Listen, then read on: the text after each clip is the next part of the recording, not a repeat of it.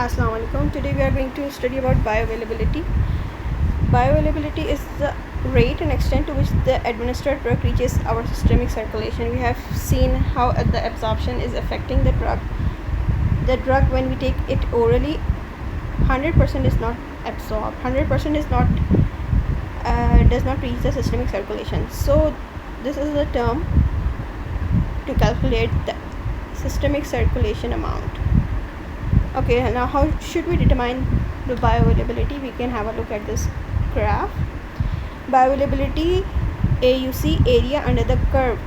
If the drug is administered IV, it means the amount it is being administered will reach 100% in the systemic circulation, whereas when the drug is given orally, it does not reach 100% because various factors will affect the absorption of the drug, and some amount will reach the systemic circulation. You can see the difference of the amount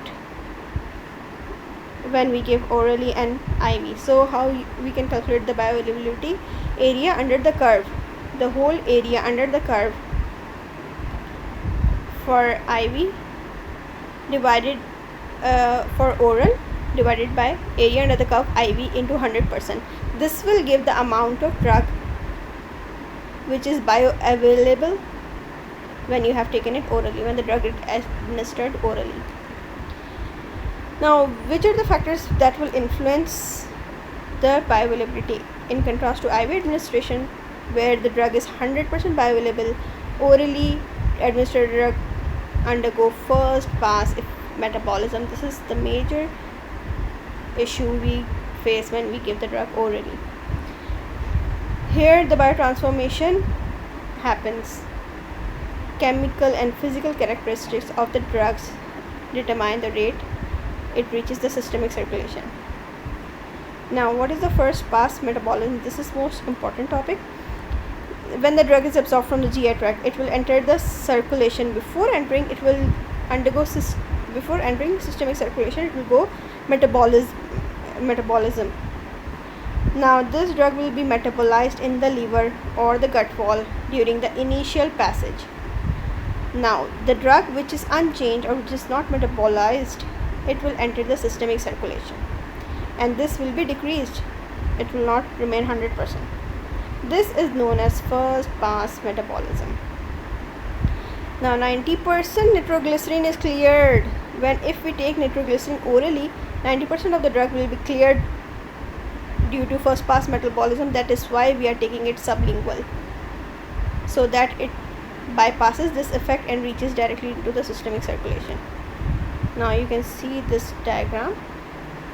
Drug is administered orally. When we take it orally, it goes into the stomach, then liver, and then it reaches the systemic circulation. Whereas if we have been administered IV drug, it will directly reach to the systemic circulation. It will not go this first pass metabolism. Here the drugs are being metabolized, and hence some amount of the drug will go to the portal circulation.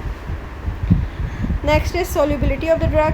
Hydrophilic drugs will be poorly absorbed due to our cell membrane, which is lipid rich cell membrane.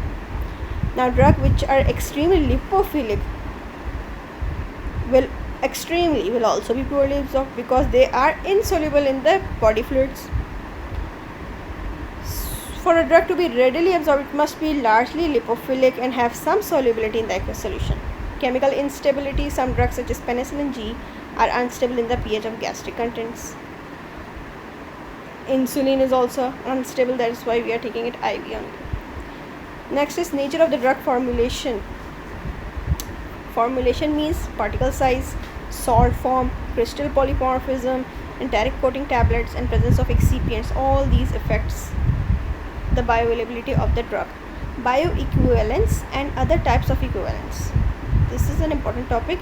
Bioequivalence means when we are comparing two drug formulations that are bioequivalent. When we will say they are bioequivalent, if they show comparable bioavailability and similar times to achieve the peak blood concentrations.